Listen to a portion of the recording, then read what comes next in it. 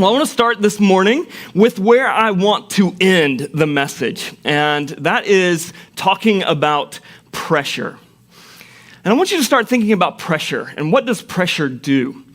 Does pressure destroy things, or does pressure just rearrange things? Does pressure squash things, or does it spread them out? I've got kind of a gross example here, but I'm using this because Sharon has told me that the grossest analogies are the ones that stick with her most. On Good Friday, I talked about toenails, and that really stuck with her, so. But I want to talk about pimples for a moment. Anybody else here just love popping pimples? It's just so satisfying, right? To pop that pimple. You're not supposed to do that. True. It takes longer to heal. It spreads that bacteria around, causes scars. But we can't resist, right? It's just so satisfying. One of the things that pressure does also is that it exposes what's inside of something, kind of like the pus that comes out of the pimple.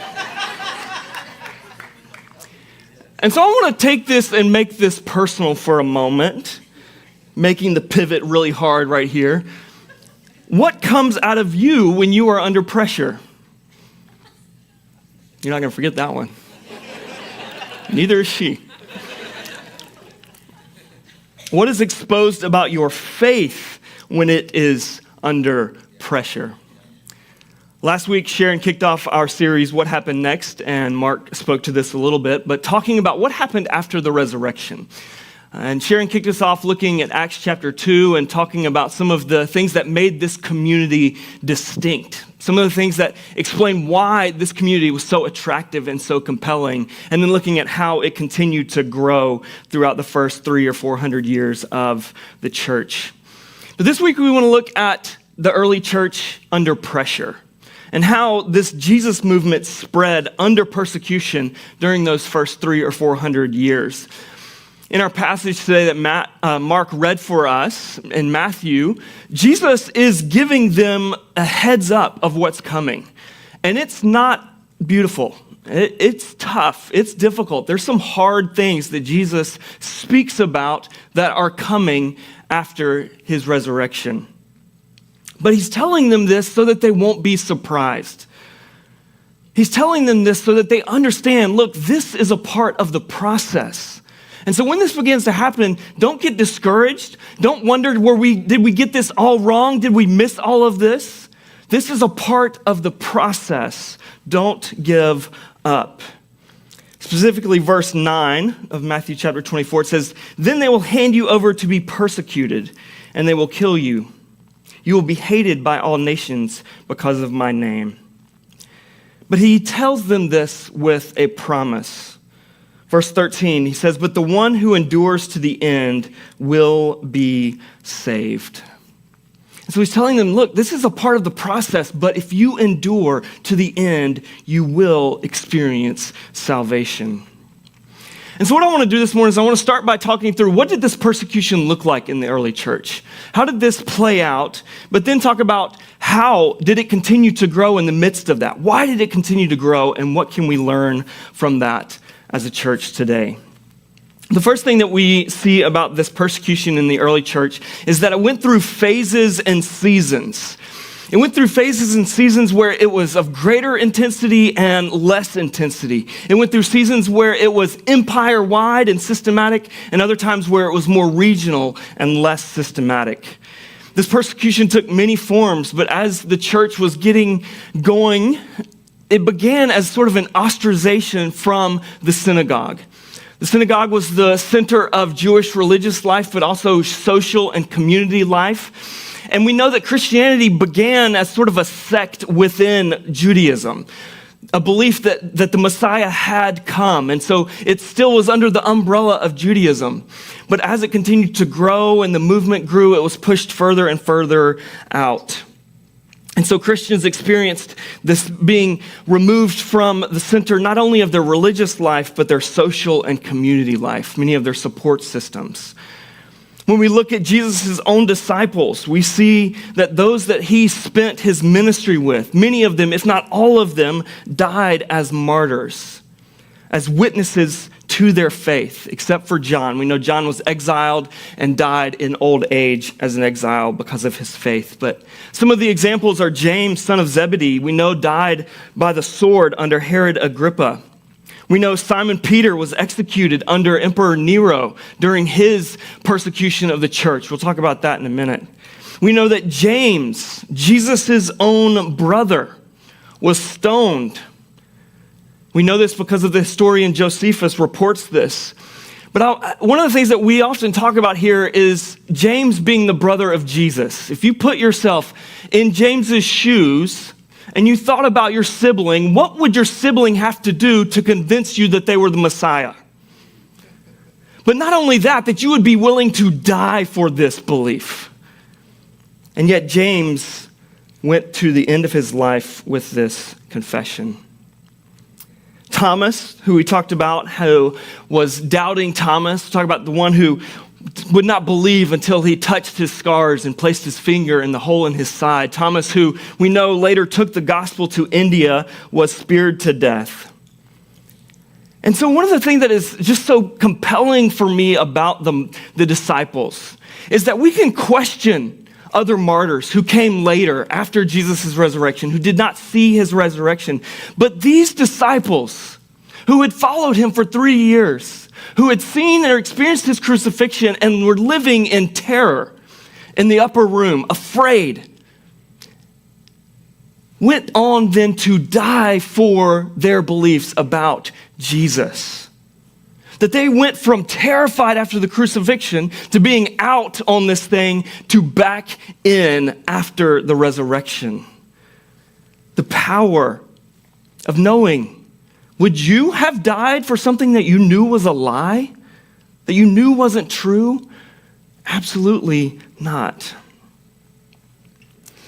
As we look at some of the seasons of this persecution after that, Nero is one of the most famous examples. Emperor Nero persecuted the church between 64 and 68 AD, and he blamed Christians for the burning of Rome. This is well known that he blamed Christians for the burning of Rome to remove suspicion from him and his potential action in that.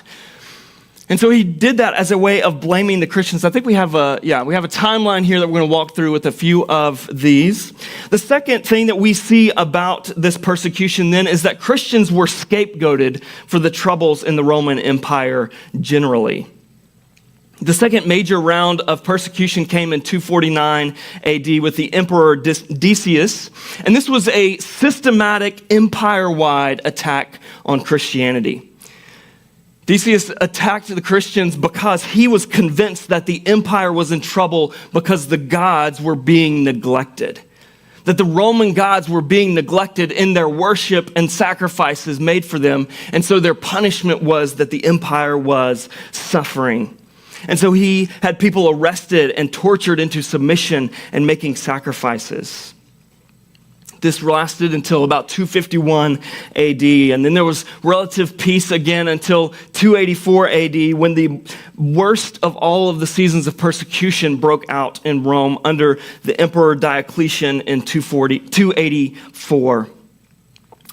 Some of the examples of ways that he persecuted Christians: beginning in 295, he expelled Christians from the army.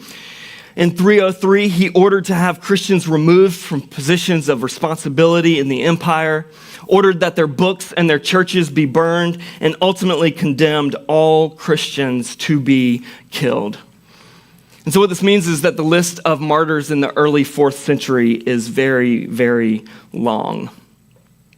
But you may also know that after the death of Diocletian, there was a sort of battle for the throne. And one of the major figures in that battle was Constantine. Constantine and a few others were kind of warring over who would take this throne. And there's this famous story of him preparing for this battle at Milvian Bridge. And he gets this vision of this symbol. And the symbol, I didn't get to put this on a slide, so I'm going to try to show this to you. Hopefully you can see this.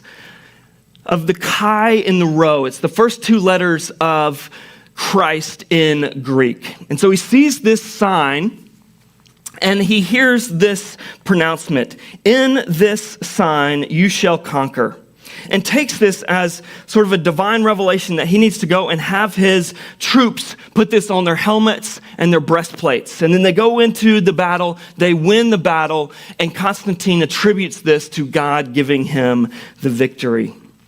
And so some think of Constantine as the first Christian emperor. But one of the things that he does is he institutes the Edict of Milan. Now that may be one of those names that you remember far back from sort of world history, Western civilization, 8th grade. You're like, Edict of Milan, yeah, that sounds familiar, but I don't remember what it was about. In 313 AD, this was Constantine calling for the end of the persecution of Christians. Constantine was somewhat of a debated character. They questioned the authenticity of his faith. Was it genuine faith, or was it more just using Christianity to a political end to strengthen and unify the empire? But whatever that may be, what we see and what Sharon showed us last week as we looked at some of the numbers of growth is that in the midst of this persecution up to Constantine, we see that the church continued to grow, and sometimes almost exponentially. And so what I want to do is I want to look at why did it still grow? What were some of the things that led to it continuing to grow? And what can we learn from it today? What does it tell us about our faith? Well, one of the first reasons that their faith or that the following of Jesus continued to grow is because God's mission is not fragile. When you think about this, there were emperors who had whole armies who were trying to suppress this movement. And far from suppressing it, actually spread across the empire. It grew and it grew. By the time we get to Constantine, it's clear that the success of Christianity did not start because of Constantine, but it's evidence that by the time power noticed Christianity, the movement was already unstoppable.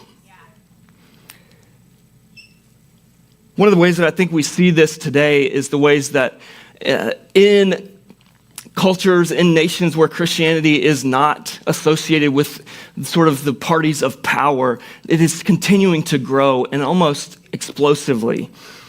China is one example of this, where Christianity is extremely regulated.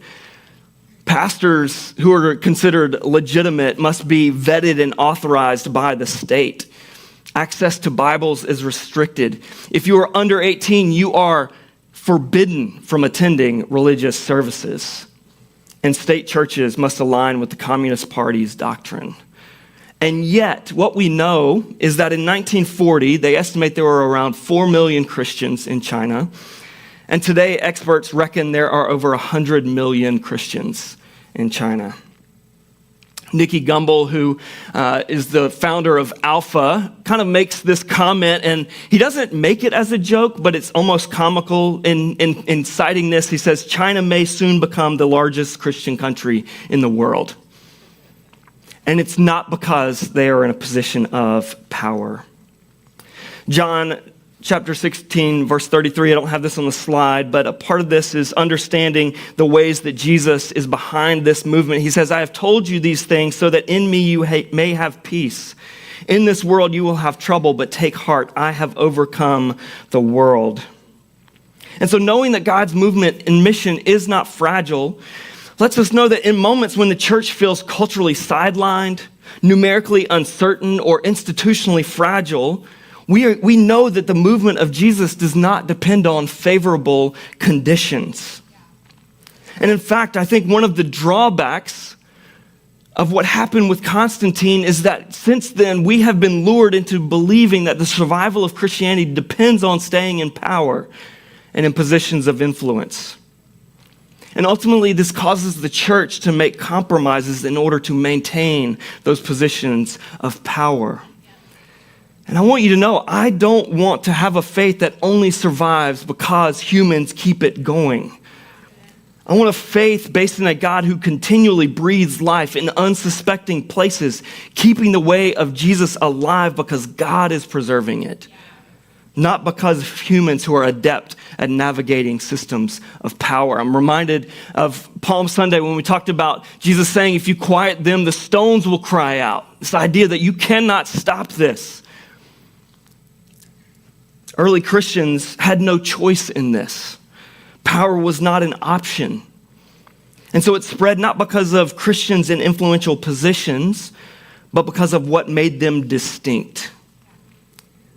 Their radical generosity, their care for the sick, the poor, the marginalized, their sexual ethics that honored dignity, their courage in suffering, the ways they elevated women, the things that Sharon shared last week. And so the first reason we see that this continued is because God's mission is not fragile. The second thing is that it continued because a compelling life is more persuasive than a protected one. In a culture like ours today that is suspicious of institutions, credibility comes from integrity. Persecution is a kind of pressure, as we talked about at the beginning. It's a kind of pressure that's intended to squash or destroy. It's intended to remove. It's intended to get rid of something. And so when it comes to this idea of integrity, I like to think of integrity with the notion of structural integrity. A building, for example, has a certain level of structural integrity, whether that building is made out of steel or bricks or Legos. We love building Legos in our house. We've talked about this many times here on Sundays. But we love building Legos in our house, but this wasn't always very easy, especially when we had Godzilla toddlers running around our house. But we would build these Legos, and they were somewhat fragile.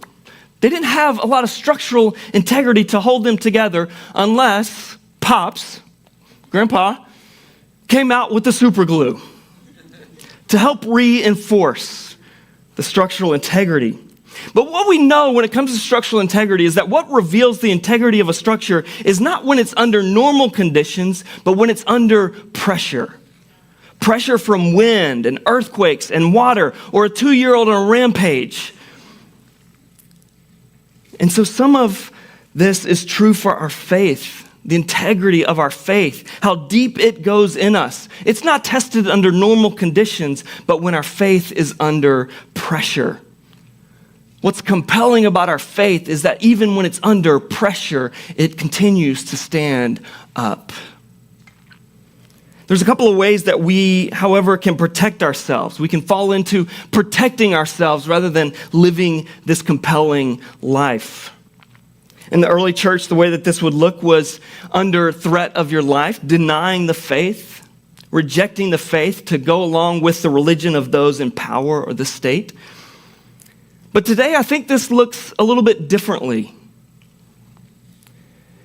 I wonder if we have sought protection today by adopting a brand of faith that tells us that the only reason Christians are not approved of is because they are the kinds of Christians who are not enlightened and or who are narrow-minded. I want to make sure you realize that culture, whether it is in the more conservative, moderate, or progressive flavor, has become its own kind of religion. They all have their assumed beliefs, their own flavor of moral superiority, and their tenets that you cannot question. And if you do, you will be excommunicated. I know personally there have been times where I thought that we as Christians do not have to be so at odds with the larger society, and maybe if we just loved more like Jesus, then the way of Jesus might be better received. And there is truth in that. And yet, I have to admit that maybe I have ignored Jesus' own words in our scripture this week, namely in verse 9 where he says, "You will be hated by all nations because of my name." I want to ask if we have embraced a brand of faith that we thought was compelling, but under pressure was really just about self-protection because it is compliant with modern culture. Another way of asking this is if integrity is what makes faith compelling, Would your convictions remain the same if the larger culture that we acclimate ourselves to took a dramatic shift in its values? Have we chosen conviction or an inclination to self-preservation? The early disciples we see chose to live a compelling life and forsake self-protection. And then finally, the third reason that we see that this faith continued and grew, and the third thing that we learn is that pressure doesn't kill faith, it reveals it. I don't have this on a slide, but paraphrasing 1 Peter chapter 1, verses 6 and 7, though now for a little while you have been grieved by various trials, so that the tested genuineness of your faith, more precious than gold, may be found to result in praise and glory. This idea that this persecution that squeezes us ultimately proves or demonstrates the genuineness of our faith. Like an orange that you squeeze, that pressure just reveals what's inside of it.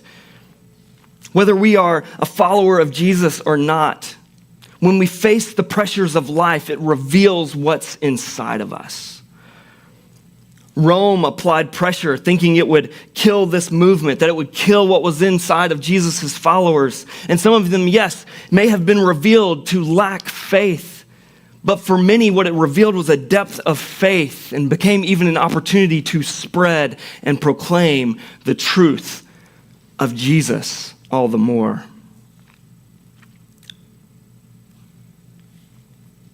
Today, we may not face death for our convictions, but we do face pressure. As I started this, I said I wanted to start where I wanted to end, and this is where I want to bring us as we focus on this persecution of the early church, is understanding that pressure doesn't kill faith, it reveals it. It reveals what is inside of us. And the kind of pressures that we face are pressures to compromise what we know is right.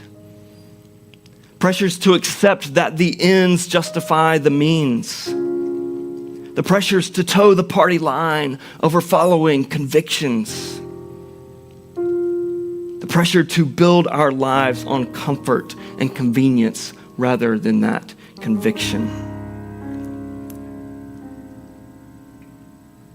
And so in these moments where we find ourselves under pressure, the question is not, how do I get out of this? I want to challenge you to not let that be the question that you ask, but instead let the question be, what is this pressure revealing about my faith? What is this pressure revealing about my faith, about whether it is deep or shallow, whether it is out of convenience or out of conviction, whether it is out of compliance or out of confidence?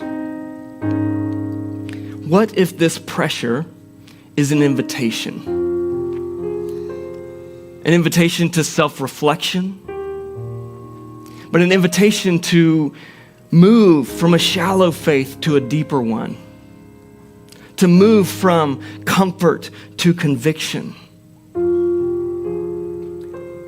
to move from what is easy to a place of integrity, that no matter how much pressure there is on you, no matter how far down you press, the faith is there and continues all the way through. Maybe you're here this morning and maybe you're not a follower of Jesus. Maybe you've never known his hope. And yet you're realizing this morning that the pressure of life is squeezing on you. And if you're really honest with yourself, there's not much hope coming out. That what's coming out of you is despair, darkness, fear. There certainly isn't a hope that says, like these martyrs, even if this is the end, it's not the end. So I want to just invite you now to just take a moment. Let's bow our heads. We're going to have our prayer team come forward. But I just want to invite you to just begin a little bit of that reflective work for yourself. That under pressure, what does it reveal? If you're here this morning and you find yourself under pressure and in need of hope, we want to invite you to take that step this morning of just acknowledging that to Jesus. Saying, Jesus, I don't know what my next step is, but I know I don't have hope and I am desperate for it. We want to invite you to come forward to pray with one of our prayer team members. But let's take a moment now and let's connect with Jesus.